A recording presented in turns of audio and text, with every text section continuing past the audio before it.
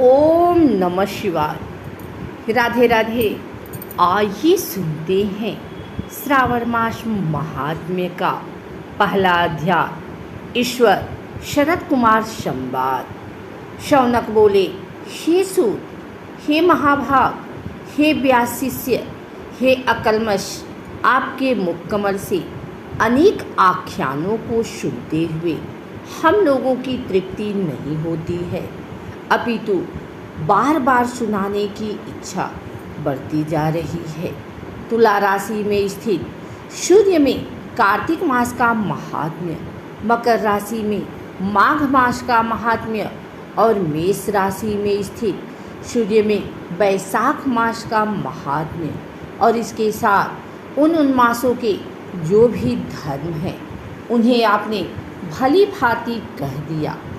यदि आपके मत में इनसे भी अधिक महिमामय कोई मास हो तो, भगवत प्रिय कोई धर्म हो तो आप उसे अवश्य कहिए, जिसे सुनकर कुछ अन्य सुनने की हमारी इच्छा न हो।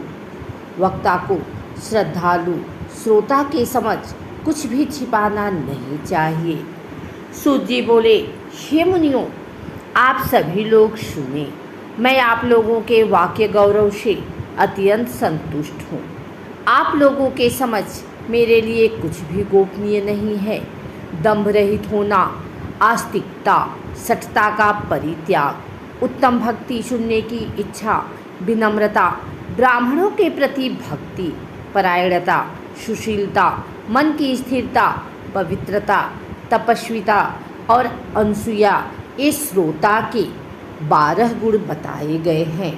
ये सभी आप लोगों में विद्वान हैं, अतः मैं आप लोगों पर प्रसन्न होकर उस तत्व का वर्णन करता हूँ।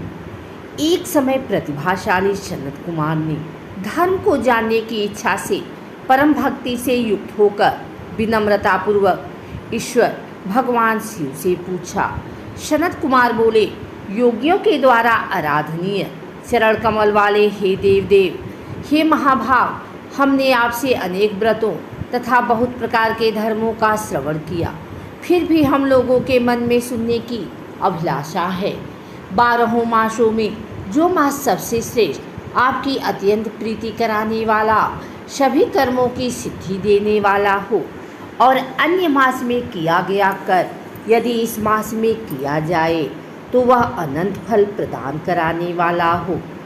हे देव, उस मास को बताने की कृपा कीजिए। साथ ही लोकानुग्रह की कामना से उस मास के सभी धर्मों का भी वर्णन कीजिए। ईश्वर बोले, हे सनत कुमार, मैं अत्यंत गोपनीय भी आपको बताऊंगा। हे शुभ्रत, हे विधिनंदन, मैं आपकी श्रवणेच्छा तथा भक्ति से प्रसन्न हूँ। 12 मासों में श्रावण मास मुझे अत्यंत प्रिय है।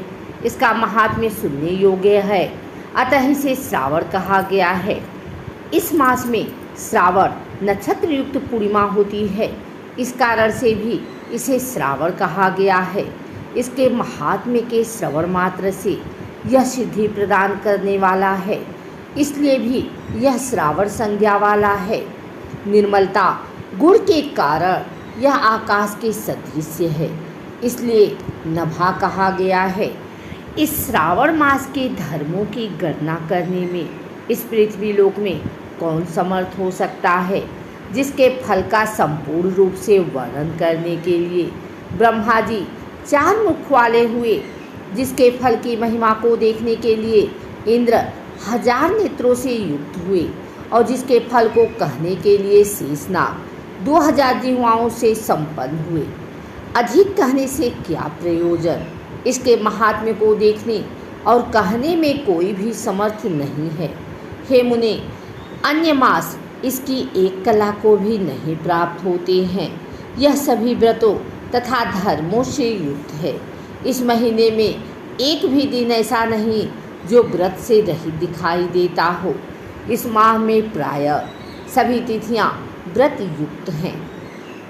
इसके महात्म्य के संदर्भ में मैंने जो कहा है वह केवल प्रशंसा मात्र नहीं है। आतों, जिज्ञासुओं, भक्तों, अर्थ की कामना करने वाले, मोक्ष की अभिलाषा रखने वाले और अपने अपने अभीष्ट की आकांक्षा रखने वाले चारों प्रकार के लोगों, ब्रह्मचर्य, गृहस्थ, वानप्रस्थ, संन्यास आश्रम वाले को इस श्रावण मास में व्रतानुष्ठान करना चाहिए।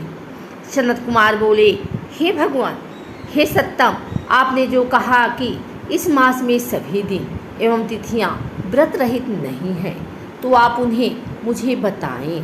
किस तिथि में और किस दिन में कौन सा व्रत होता है, उस व्रत का अधिकारी कौन है, उस व्रत का फल क्या है, किस किसने उस व्रत को किया, उसके उद्यापन की विधि क्या है, प्रधान पूजन कहाँ हो और जागरण करने की क्या विधि है, उसका देवता कौन है, उस देवता की पूजा कहाँ होनी चाहिए, पूजन सामग्री क्या क्या होनी चाहिए और किस व्रत को कौन सा समय होना चाहिए।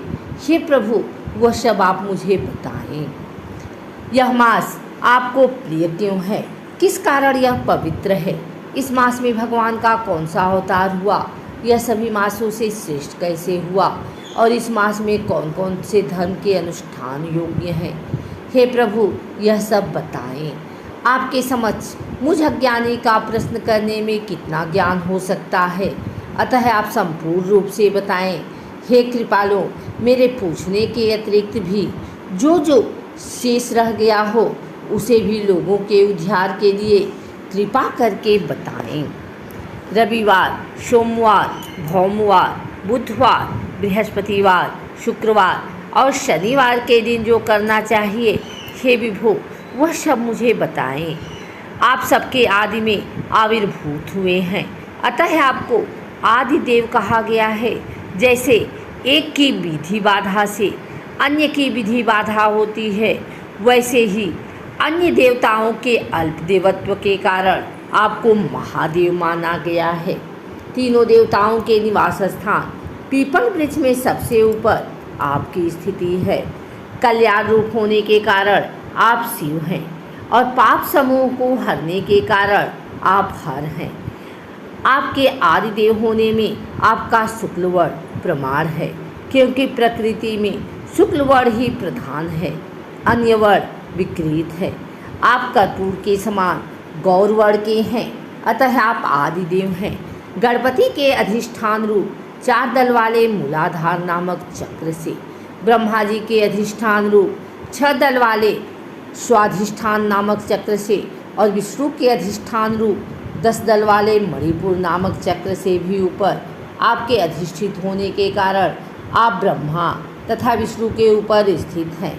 यह आपकी प्रधानता को व्यक्त करता है।